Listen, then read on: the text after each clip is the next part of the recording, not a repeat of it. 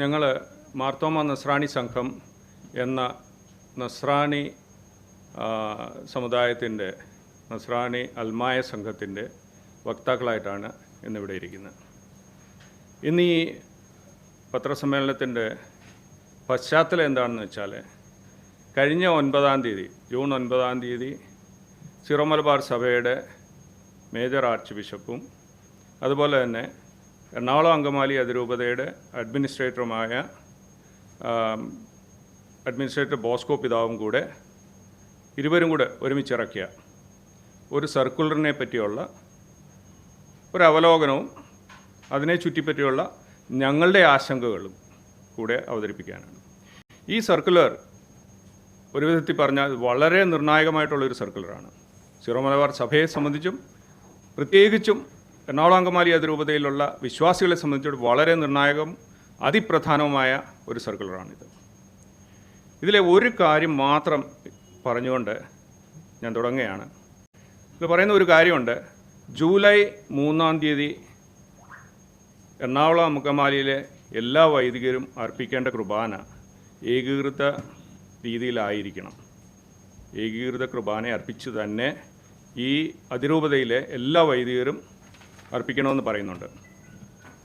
അതിൻ്റെ കൂടെ പറയുന്ന മറ്റൊരു കാര്യം എന്താണെന്ന് വെച്ചാൽ, 4-ാം തീയതി അങ്ങനെ അർപ്പിക്കാതെ ആരെങ്കിലും ഉണ്ടെങ്കിൽ 4-ാം തീയതി ആ വൈദികർ കത്തോലിക്ക സഭയുടെ തന്നെ കൂട്ടായ്മയിൽ നിന്ന് പുറത്താകും. അവർ തന്നെ പുറത്താകും ഓട്ടോമാറ്റിക്കലി. കത്തോലിക്ക സഭയുടെ കൂട്ടായ്മയിൽ നിന്ന് പുറത്താകുക എന്ന് പറഞ്ഞാൽ, കത്തോലിക്ക സഭയിൽ 24 വ്യക്തിസഭകളുണ്ട്. കേരളത്തിൽ 3 സഭകൾ. അതിൽ സിറോ മലബാർ സഭ അല്ലാതെ തന്നെ ലത്തീൻ സഭയുണ്ട്, അതുപോലെ തന്നെ മലങ്കര സഭയുണ്ട്. ഈ ഒരു സഭയിലും ഇവർക്ക് പിന്നെ അംഗത്വം കിട്ടുകയില്ല. അതാണ് വ്യക്തമായിട്ട് പറയുന്ന ഒരു കാര്യം. അപ്പോൾ അത്രയ്ക്ക് നിർണായകമായിട്ടുള്ള ഒരു കാര്യം ഈ സർക്കുലറിലൂടെ വളരെ വ്യക്തമായിട്ട് പറയുന്നു. അത് കഴിഞ്ഞിട്ട് മറ്റ് പല കാര്യങ്ങളും അതിൽ പറയുന്നുണ്ട്. അതിനെപ്പറ്റിയൊക്കെയുള്ള കാര്യങ്ങൾ എൻ്റെ കൊളീഗ്സ് ഇവിടെ വിവരിക്കുന്നതാണ്. പക്ഷേ എനിക്ക് ഒരു കാര്യം കൂടെ ഇതിനെ ചുറ്റിപ്പറ്റി പറയാനുള്ളത് എന്താണെന്ന് വെച്ചാൽ, ഈ സർക്കുലർ ഇറങ്ങുന്നതിന് മുമ്പേ, ഒരു ദിവസം മുമ്പേ നടന്ന ഒരു സംഭവമാണ്. ആ സംഭവം ഇവിടെ പറയാതിരിക്കാൻ പറ്റില്ല. അതായത് ഞങ്ങളുടെ മേജർ ആർച്ച് ബിഷപ്പിൻ്റെ കാര്യാലയത്തിൽ നിന്ന് ഉണ്ടായ ഒരു ചോർച്ച. ഈ സർക്കുലറിൻ്റെ നക്കൽ അല്ലെങ്കിൽ അതിൻ്റെ ഡ്രാഫ്റ്റ് ചോർന്ന് നിങ്ങളുടെയൊക്കെ കൈകളിലെത്തി. അത് നിങ്ങൾക്കറിയാം. എത്തിയത് ഈ സഭയുടെ വിമതരായിട്ടുള്ള വക്താക്കൾ തന്നെയാണ് നിങ്ങളിൽ അത് എത്തിച്ചതെന്ന് ഞങ്ങൾക്കറിയാം. അപ്പോൾ ഇങ്ങനെയുള്ള ഈ ചോർച്ച അതെന്തുകൊണ്ടാണെങ്കിൽ പോലും, കൈപ്പിഴവോ കാലുപിഴവോ എന്താണെങ്കിലും ഉത്തരവാദികളായവരെ ആ സ്ഥാനത്തിരുത്താൻ സാധ്യമല്ല. അതാണ് ഞങ്ങൾ പറയാനുള്ള ഒന്നാമത്തെ കാര്യം. ഇങ്ങനെയുള്ള പിഴവുകൾ കാര്യാലയത്തിലെ പിഴവുകളാണ്. അത് നടത്തിയ വ്യക്തി എങ്ങനെ അത് പുറത്താക്കി എന്നുള്ളത് അത് അന്വേഷണം കഴിയുമ്പം മനസ്സിലാകും. പക്ഷേ കാര്യാലയത്തിൻ്റെ പിഴവ്, അതിൻ്റെ മോറൽ റെസ്പോൺസിബിലിറ്റി മേജർ ആർച്ച് ബിഷപ്പിൻ്റെയാണ്. അതും ഞങ്ങൾ വ്യക്തമാക്കാൻ ആഗ്രഹിക്കുന്നു. കാരണം നിങ്ങളൊന്ന് ആലോചിച്ച് നോക്കിയേ. ഞങ്ങളുടെ ഈ മേജർ ആർച്ച് ബിഷപ്പ് കഴിഞ്ഞ 6 മാസം മുമ്പ് ഇവിടെ അദ്ദേഹം സ്ഥാനാരോഹണം ചെയ്ത സമയത്ത്, ആ സമയത്ത് അദ്ദേഹത്തിന് ഈ എറണാകുളം അങ്കമാലി രൂപതയിലെ സകല പ്രശ്നങ്ങളും അറിയാം. അറിഞ്ഞുകൊണ്ട് തന്നെയാണ് അദ്ദേഹം ഈ പ്രശ്നങ്ങൾ അല്ലെങ്കിൽ ഈ സ്ഥാനം ഏറ്റെടുത്തത്. പക്ഷേ ഇവിടുത്തെ ഈ പ്രതിസന്ധിയെപ്പറ്റി അദ്ദേഹം അംഗീകരിക്കുകയോ അല്ലെങ്കിൽ ആ രീതിയിൽ പ്രത്യേകിച്ചും വാർത്താ മാധ്യമങ്ങളോടൊന്നും പറയുന്നതായിട്ട് ഞങ്ങൾക്ക് തോന്നിയില്ല. അദ്ദേഹം പറഞ്ഞ ഒരു കാര്യമുണ്ട്. അദ്ദേഹം വത്തിക്കാനിൽ പോയി അദ്ദേഹത്തെ ആരോ ഇൻ്റർവ്യൂ ചെയ്തപ്പോൾ, വത്തിക്കാൻ റേഡിയോ ഇൻ്റർവ്യൂ ചെയ്തപ്പോൾ അദ്ദേഹം പറഞ്ഞു ഇതെല്ലാം മാധ്യമ സൃഷ്ടിയാണെന്നാണ് പറഞ്ഞത് അദ്ദേഹം. അതായത് ഇവിടെ ഒരു പ്രതിസന്ധി ഉണ്ടെന്നുള്ളത് നിലനിൽക്കവേ അദ്ദേഹം മാധ്യമങ്ങളുടെ തലയിൽ അത് കെട്ടിവെക്കാൻ ശ്രമിച്ചു. ഇതൊക്കെ വെറും ലാഘവത്തോടെയുള്ള കാര്യങ്ങളാണ്. അദ്ദേഹം ആ രീതിയിൽ നിന്ന് മാറിയേ പറ്റൂ. He has to take his responsibility because he is an authority. The buck stops here എന്ന് പറഞ്ഞ ഒരു ഇംഗ്ലീഷ് ചൊല്ലുണ്ട്. ദ ബക്ക് സ്റ്റോപ്സ് ഹിയർ എന്ന് പറഞ്ഞാൽ അധികാരം എവിടെ അവസാനിക്കുന്നോ അവിടെ ഉത്തരവാദിത്വം, അത്രയ്ക്ക് ഉത്തരവാദിത്വമുണ്ട്. അദ്ദേഹത്തിൻ്റെ ആണ് പിന്നെ അധികാരത്തിനനുസരിച്ചുള്ള ആ കടമയും നിർവഹിക്കേണ്ടത്. അദ്ദേഹം എടുക്കേണ്ട പല തീരുമാനങ്ങളുമുണ്ട്, പല നടപടികളുണ്ട്, അതൊന്നും എടുത്തിട്ടില്ല ഇതുവരെ. ഞങ്ങൾക്ക് പറയാനുള്ളത് ഇതാണ്, സിറോ-മലബാർ സഭയുടെ തലവനാണ് അദ്ദേഹം, ഞങ്ങളുടെ പിതാവാണ്, ഞങ്ങൾ അദ്ദേഹത്തെ ആ രീതിയിൽ ആദരിക്കുന്നു. പക്ഷേ അദ്ദേഹം ആ സ്ഥാനത്ത് he has to occupy that chair. അദ്ദേഹം ആ സ്ഥാനം അലങ്കരിക്കണമെന്ന് തന്നെയാണ് ഞങ്ങൾ ആഗ്രഹിക്കുന്നത്. ആ സ്ഥാനം അലങ്കരിക്കുമ്പോൾ തീർച്ചയായിട്ടും അദ്ദേഹത്തിന് എടുക്കേണ്ട തീരുമാനങ്ങൾ, വ്യക്തമായിട്ടുള്ള തീരുമാനങ്ങൾ എടുത്ത് മുന്നോട്ട് പോകണം. അങ്ങനെ മുന്നോട്ട് പോയാൽ മാർത്തോമാ നസ്രാണി സംഘത്തിൻ്റെ പൂർണ്ണ പിന്തുണ ഞങ്ങൾ സഭയുടെ കൂടെ അദ്ദേഹത്തിൻ്റെ കൂടെ ഉണ്ടായിരിക്കും എന്ന് ഞങ്ങൾ പറയുന്നു. ബാക്കിയുള്ള കാര്യങ്ങൾ സേവ്യർ മാടവന പറയുന്നതായിരിക്കും. ഒന്നാമത്, നേരത്തെ പ്രസിഡന്റ് സൂചിപ്പിച്ചതുപോലെ ഇങ്ങനെ ഒരു പ്രശ്നം, ഏത് പ്രശ്നം പരിഹരിക്കുന്നതിനും ആദ്യം ചെയ്യേണ്ടത് ഇതൊരു പ്രതിസന്ധിയാണ്, വളരെ ഗുരുതരമായ പ്രതിസന്ധിയാണ് എന്ന് അംഗീകരിക്കുക എന്നുള്ളതാണ്. അദ്ദേഹം വത്തിക്കാൻ റേഡിയോയിൽ എന്തിനാണ് അദ്ദേഹം വത്തിക്കാനിലേക്ക് പോയത്? വേറെ ഒന്നിനുമല്ല, ഈ കുർബാന പ്രശ്നത്തെ ശാശ്വതമായ ഒരു പരിഹാരം അതിന് കണ്ടെത്താൻ വേണ്ടി അതിന് പരിഹാരം ആരായാൻ വേണ്ടി പോയതാണ്. അത് വളരെ കൃത്യവുമാണ്. കാരണം എന്താണെന്ന് വെച്ചാൽ 14-ാം തീയതി, അതായത് ഇന്നലെ ഒരു സിനഡ് ഇവിടെ കൂടി. ആ സിനഡിൻ്റെ തീരുമാനം വരുന്നതിന് മുമ്പ് തന്നെ ഇവിടെ വിമത വിഭാഗം പറയുന്നുണ്ട്, അത് വരുന്നതിന് മുമ്പ് തന്നെ എന്തുകൊണ്ടാണ് ഈ സർക്കുലർ പുറത്തോട്ട് വന്നതെന്ന് ഒന്ന് ചോദിക്കുന്നുണ്ട്. ഇത് സിനഡിൻ്റെ തീരുമാനമല്ല ഈ സർക്കുലർ. ആ സർക്കുലറിൽ വളരെ കൃത്യമായിട്ട് പറയുന്നുണ്ട്, വത്തിക്കാനും അവിടെയുള്ള പൗരസ്ത്യ തിരുസംഘവും പറഞ്ഞതിൻ്റെ അടിസ്ഥാനത്തിൽ, ഞങ്ങളുമായി ചർച്ച ചെയ്തതിൻ്റെ അടിസ്ഥാനത്തിൽ കുർബാന പ്രശ്നം പരിഹരിക്കുന്നതിന് വേണ്ടി ഞങ്ങൾ ഇറക്കുന്ന സർക്കുലറാണ്. അതിന് ഉത്തരവാദിത്തപ്പെട്ട മേജർ ആർച്ച് ബിഷപ്പ്, അദ്ദേഹം എറണാകുളം അങ്കമാലി അതിരൂപതയുടെ മെത്രാപ്പോലിത്ത എന്ന നിലയിലാണ് ഇതിനകത്ത് ഒപ്പിട്ടിരിക്കുന്നത്. മറ്റൊരാൾ അപ്പസ്തോലിക് അഡ്മിനിസ്ട്രേറ്ററാണ്. ഇവർ രണ്ടുപേരും വത്തിക്കാൻ്റെ നിർദ്ദേശപ്രകാരം ഒപ്പിട്ട സർക്കുലറാണിത്. ഇതിൻ്റെ എങ്ങനെ ഇത് നിർവഹിക്കും എന്നുള്ളതിനെ സംബന്ധിച്ച് വ്യക്തമായ ഒരു രൂപം ഇപ്പോഴും കണ്ടുപിടിക്കാൻ ഈ മഹാന്മാർ ഇരുട്ടിൽ തപ്പുകയാണ് സിനഡ്. ഇന്നലെ യോഗം കൂടി അതിനു വേണ്ടിയാണ്. ഞങ്ങളെ ശരിക്കും പറഞ്ഞാൽ ഇന്ന് മീറ്റിംഗ് വിളിച്ചു കൂട്ടാനുള്ള കാരണം ആ യോഗത്തിൻ്റെ നിലപാട് എന്താണ്, തീരുമാനം എന്താണെന്ന് അറിഞ്ഞിട്ട് ഒരു പത്രസമ്മേളനം നടത്താമെന്നുള്ള രീതിയിലാണ് ഇന്നിവിടെ ഞങ്ങൾ കൂടി ഇങ്ങനെ പത്രസമ്മേളനം വിളിച്ചു കൂട്ടിയിരിക്കുന്നത്. ഇപ്പോഴും ആയിട്ടില്ല. ചില ആശങ്കകൾ ഞങ്ങൾക്കുണ്ട്, അത് പങ്കുവയ്ക്കാനാണ്. ഒന്നാമത്, ഈ വൈദികർ അവരുടെ സ്ഥാനങ്ങളിൽ നിന്ന് തെറിച്ചു പോകുന്നു. അങ്ങനെ അവരുടെ സ്ഥാനങ്ങളിൽ നിന്ന് അവർ പുറത്തു പോയി കഴിയുമ്പോൾ വിശ്വാസികളുടെ ആത്മീയമായ ശുശ്രൂഷ അവർക്ക് ഉറപ്പുവരുത്താൻ എന്ത് നിലപാടാണ് സഭയുടെ ഭാഗത്തു നിന്നുണ്ടാവുക? ഒരു വാക്യമുണ്ട്, ഒരു ശൂന്യത ഉണ്ടാകുകയാണ്. ആ ശൂന്യത എങ്ങനെ പരിഹരിക്കപ്പെടും? ഞങ്ങളുടെ ആശങ്കയാണ്. രണ്ടാമത്തെ കാര്യം, ആകസ്മികമായി ഉണ്ടാകുന്ന പല കാര്യങ്ങളുണ്ട്. മരണമുണ്ട്, അത് ആർക്കും വേണ്ടി കാത്തു നിൽക്കുന്നതല്ല. അങ്ങനെ ഒരു മരണമുണ്ടായാൽ ശവസംസ്കാര കർമ്മങ്ങൾ എങ്ങനെ നടത്തും? അതിനെക്കുറിച്ച് ഒന്നുമില്ല. ഇതിനകത്ത് എന്തെങ്കിലും പറഞ്ഞിട്ടുണ്ടോ? ഒന്നുമില്ല. ഇനി വിമത വൈദികർക്ക് വേണ്ടി തുറന്നു കൊടുത്തു ഈ പള്ളികളൊക്കെ അവർക്ക് സ്വൈരവിഹാരം നടത്താൻ കൊടുക്കുകയാണെങ്കിൽ അവരിത് കംപ്ലീറ്റ് ആയിട്ട് ഇതിനെ ഊറ്റിയെടുത്തുകൊണ്ട് പോയിക്കോളും. ഇപ്പം ഇന്നലെ തന്നെ പറഞ്ഞിട്ടുണ്ട്, പള്ളി ഞങ്ങളുടേതാണ്, സ്വത്തുക്കൾ ഞങ്ങളുടേതാണ്, ഞങ്ങൾക്ക് കൂതാശയോ അതൊന്നും ഇല്ലെങ്കിലും ഞങ്ങൾക്കിത് വേണം. കാരണം അത് മാർപ്പാപ്പ പറഞ്ഞിട്ടുള്ളത് ഇത് തന്നെയാണ്. ഇവരുടെ പ്രശ്നം ആത്മീയമല്ല, ഇവരുടെ പ്രശ്നം ഭൗതികമാണ്. അതുകൊണ്ട് ഞങ്ങൾക്ക് ഈ സ്വത്തും പരിപാടികളും ഒക്കെ ഞങ്ങളുടെ കയ്യിൽ വേണം. ആരും ഉപദ്രവം പറയുന്നു? വിശ്വാസികളായ ആളുകൾ ആരും ഈ സ്വത്തിൻ്റെ പുറകെ കെട്ടിപ്പിടിച്ചുകൊണ്ട് നടക്കുന്നില്ല. വേണമെങ്കിൽ മെത്രാനച്ചന്മാരുണ്ടാവും. വിശ്വാസികൾക്ക് അതല്ല പ്രശ്നം. ഞങ്ങളുടെ ആത്മീയമായ കാര്യങ്ങൾ പരികർമ്മം ചെയ്യുന്നതിന് ഈ പറയുന്ന സിനഡിന് എന്തു പരിഹാരം നൽകാനുണ്ട്? കഴമ്പുള്ള ആളുകൾ അതിനുള്ള നടപടികൾ എടുത്തിട്ടുണ്ട്. കാര്യം കഴിഞ്ഞ ദിവസം ചേർത്തലയിൽ ഒരു സംഭവം ഉണ്ടായി, അത് ടെൻഷൻ പറയും. അവർ ചെയ്തിട്ടുണ്ട്. കഴമ്പുള്ള അതിന് ഈ സിനഡിൻ്റെ ഒന്നും തീരുമാനമില്ലാതെ തന്നെ അവർ കാര്യങ്ങളിലേക്ക് കടന്നിട്ടുണ്ട്, കഴമ്പുള്ള ആളുകൾ. മറ്റൊരു കാര്യം ഞങ്ങൾക്ക് പറയാനുള്ളത്, നേരത്തെ പറഞ്ഞില്ലേ, കുറുക്കൻ്റെ കണ്ണ് എപ്പോഴും കോഴിക്കൂട്ടിലേക്കാണ്. ഇവിടെയുള്ള വിശ്വാസികൾ അവരുടെ ചോരയും നീരുമൊക്കെ ഉപയോഗിച്ചുണ്ടാക്കിയിട്ടുള്ള വസ്തുവകകളിലാണ് ഇവരുടെ കണ്ണ്.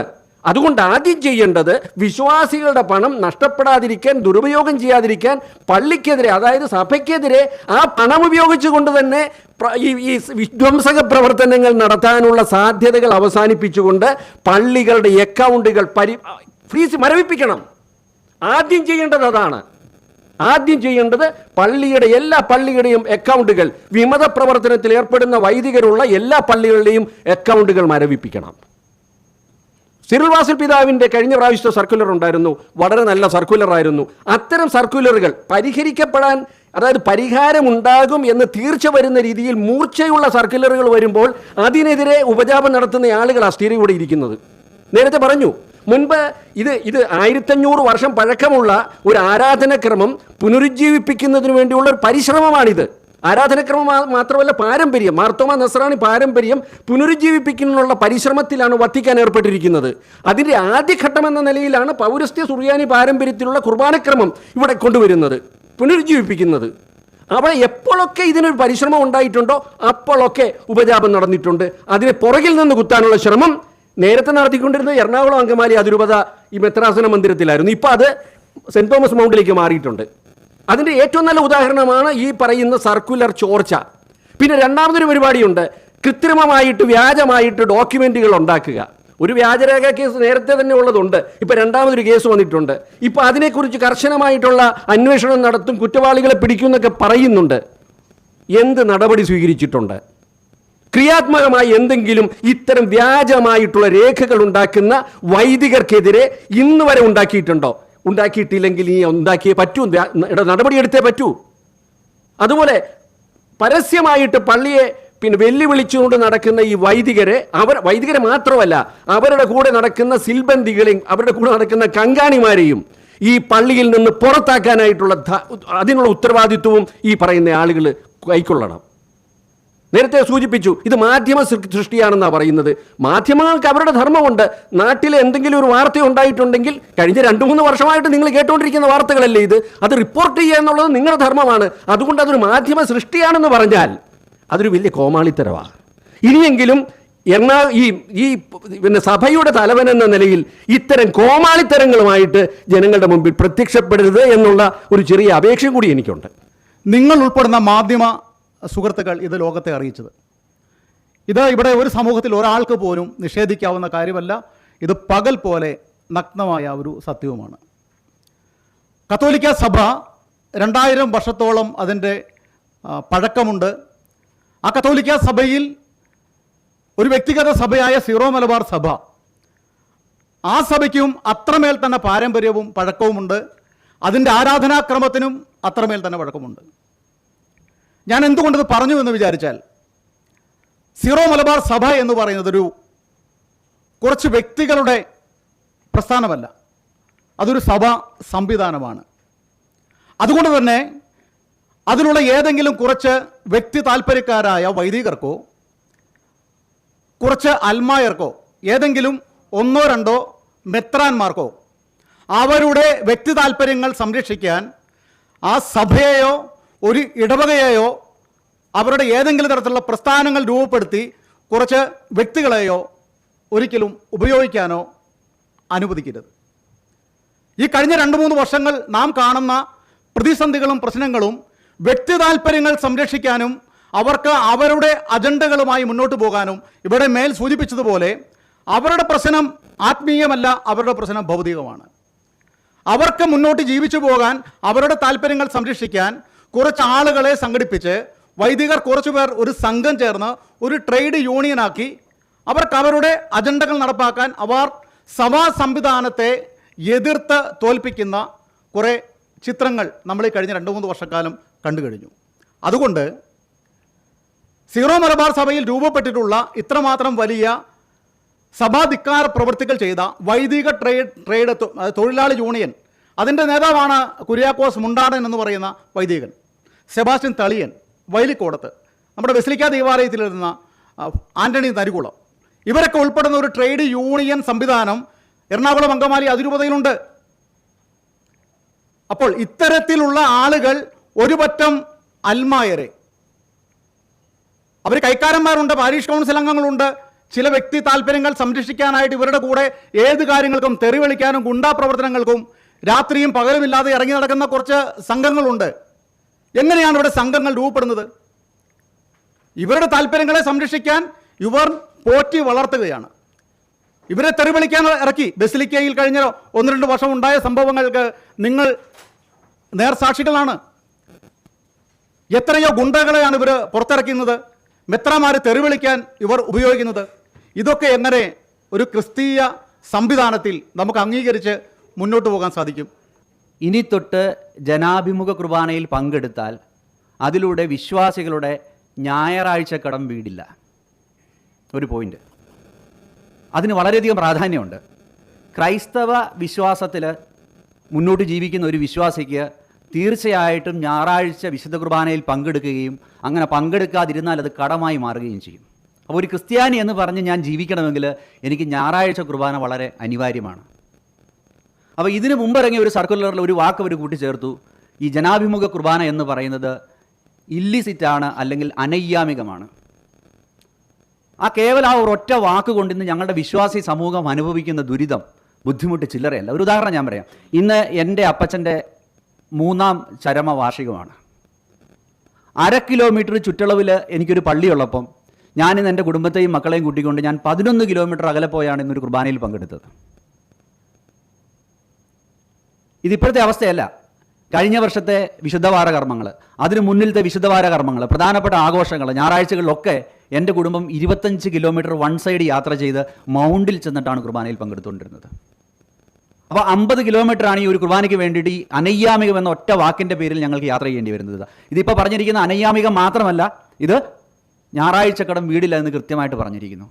അപ്പോൾ ഇതിലൂടെ വിശ്വാസികൾ, സാധാരണ വിശ്വാസികൾ, ഒന്നും പങ്കുപറ്റാത്ത, ഇതിനെക്കുറിച്ച് ഒന്നും ഒരു മനസ്സറിവുമില്ലാത്ത പാവം വിശ്വാസികൾ ഇനി ഒരു ദുരിത കയത്തിലേക്കാണ് പോകുന്നത്. ഒപ്പം ഇത്തവണത്തെ സിനഡിൽ മറ്റൊരു കാര്യം പറഞ്ഞിട്ടുണ്ട്. ഈ ജനാഭിമുഖ കുർബാന ചെല്ലുന്ന വൈദികർ അവർ പരികർമ്മം ചെയ്യുന്ന വിവാഹമെന്ന കൂദാശ അത് അസാധുവാണ്. അത് കൂദാശയായിട്ട് അവർ അംഗീകരിക്കില്ല.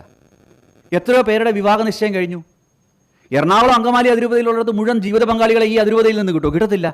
പലപ്പോഴും കോതമംഗലം, ഇരിങ്ങാലക്കുട, തൃശ്ശൂർ, ഇടുക്കി, ചങ്ങനാശ്ശേരി, മറ്റു പലയിടത്തും നിന്ന് ഇവിടേക്ക് വിവാഹം കഴിഞ്ഞ ആൾക്കാരെ കൊണ്ടുവരുന്നത്. ഇപ്പം അത്തരം രൂപതകളൊക്കെ ഇവിടെ വിലക്കി കഴിഞ്ഞു. ഇപ്പോൾ കഴിഞ്ഞ ദിവസങ്ങളിൽ നടന്ന സംഭവം എന്താണെന്ന് വെച്ച് കഴിഞ്ഞാൽ, ഏകദേശം 10ഓളം പള്ളികളുടെ ഒരു ലിസ്റ്റുണ്ട് എറണാകുളത്ത്.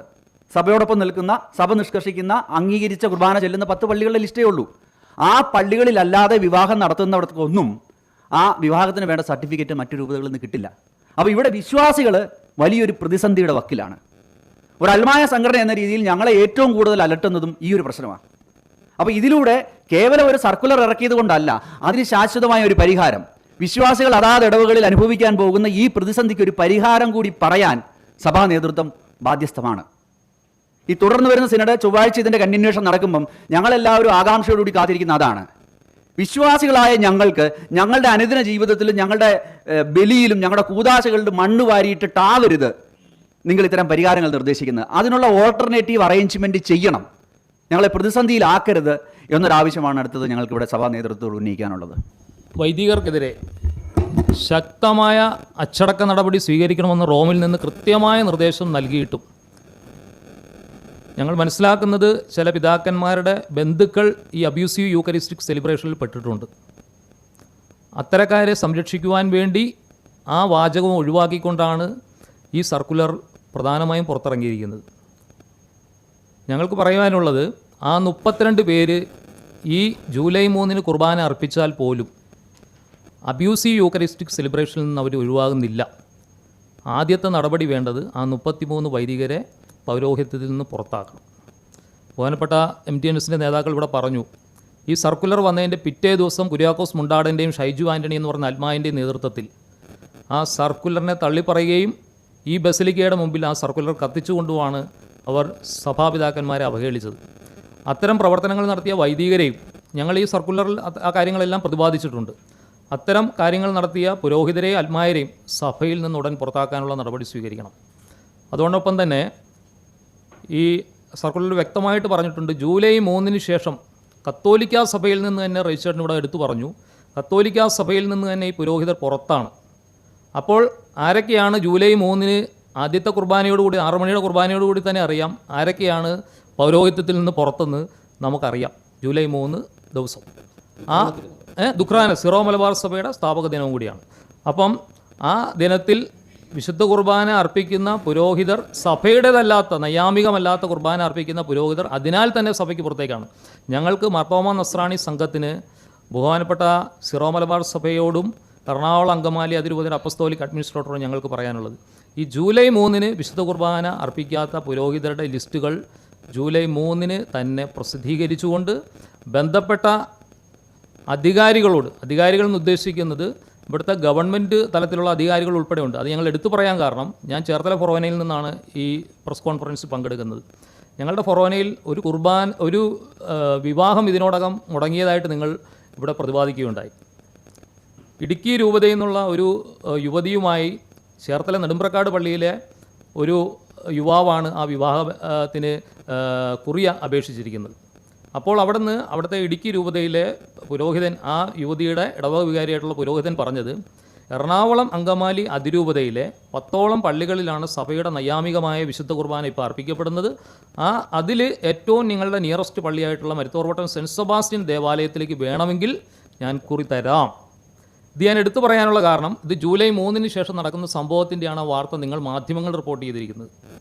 അപ്പം ഇതൊരു വിവാഹം മാത്രമല്ല, ഇപ്പോൾ മരുത്തോർവട്ടം സെൻറ്റ് സെബാസ്റ്റ്യൻ ദേവാലയത്തിൽ ഞാൻ ഇന്ന് അവിടുത്തെ ബന്ധപ്പെട്ട അധികാരികളുമായിട്ട് സംസാരിച്ചപ്പോൾ 3 വിവാഹങ്ങൾ അവിടെ ഓൾറെഡി ചെയ്യാനായിട്ട് അച്ഛൻ്റെ അപേക്ഷ കൊടുത്തിരിക്കുകയാണ് ജൂലൈ 3-ന് ശേഷം ഇപ്പോൾ തന്നെ.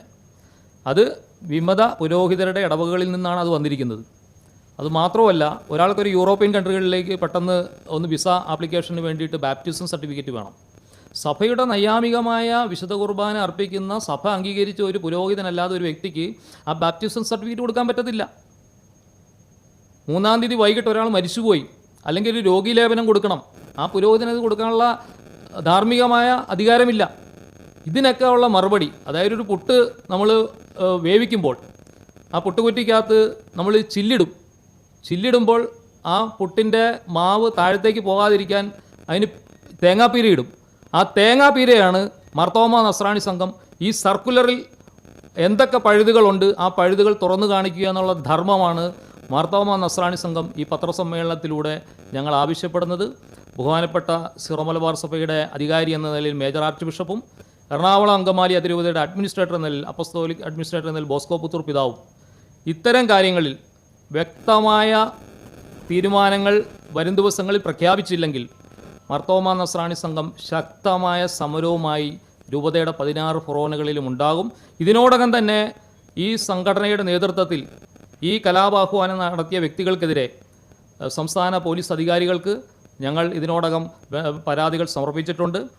ഈ രീതിയിൽ കലാപം ഉണ്ടാക്കിക്കൊണ്ട് വിശ്വാസികളെ തമ്മിലടിപ്പിച്ചുകൊണ്ട് വിമത പുരോഹിതരുടെ ഒരു അജണ്ടയും ഈ എറണാകുളം അങ്കമാലി അതിരൂപതയിൽ നടക്കുകയില്ല എന്ന് സഭയ്ക്ക് വേണ്ടി, സഭയെ സ്നേഹിക്കുന്ന വിശ്വാസ സമൂഹത്തിന് വേണ്ടി മാർത്തോമാ നസ്രാണി സംഘം ഈ പത്രസമ്മേളനത്തിലൂടെ പറയുകയാണ്. പക്ഷേ എറണാകുളം അങ്കമാലി അതിരൂപതയിൽ സംഭവിച്ച വലിയൊരു ഒരു അപച്യുതി എന്താണെന്ന് വെച്ചാൽ, സഭയുടെ തീരുമാനങ്ങൾക്ക് വിരുദ്ധമായി പ്രവർത്തിക്കുന്ന വൈദികരെയാണ് പല സ്ഥലങ്ങളിലും കാണുന്നത്. അതുകൊണ്ട് തന്നെ ഇവരുടെ ഈ ദുഷ്പ്രചരണത്തിൽ വീണുപോയ നിഷ്കളങ്കരായ ആളുകളുണ്ട്. അവരെക്കുറിച്ച് ഞങ്ങൾക്ക് വളരെ പരിതാപം മാത്രമേ ഉള്ളൂ. പക്ഷേ അവർ ഇപ്പോൾ ഒരു വലിയ പ്രതിസന്ധിയിലേക്ക് എത്താൻ പോവുകയാണ് എന്ന വിവരം ഈ പത്രസമ്മേളനത്തിലൂടെ വ്യക്തമാക്കാൻ ഞങ്ങൾ ആഗ്രഹിച്ചതാണ്. കാരണം ഇതുപോലെയുള്ള പ്രതിസന്ധികൾ വരുമ്പോൾ, ഉദാഹരണത്തിന് ഒരു വിവാഹം നമ്മളെല്ലാവരും നമ്മുടെ വീട്ടിലെ വലിയൊരു മംഗളകർമ്മമായിട്ട് നടത്തുന്ന കാര്യമാണ്. അത് ഈ എറണാകുളം അങ്കമാലി അതിരൂപതയിൽ ഉള്ളവർ വിവാഹിതരാകുന്നത് മിക്കവാറും പുറത്തുനിന്ന് തന്നെയുള്ള രൂപതകളിൽ നിന്നാണ്.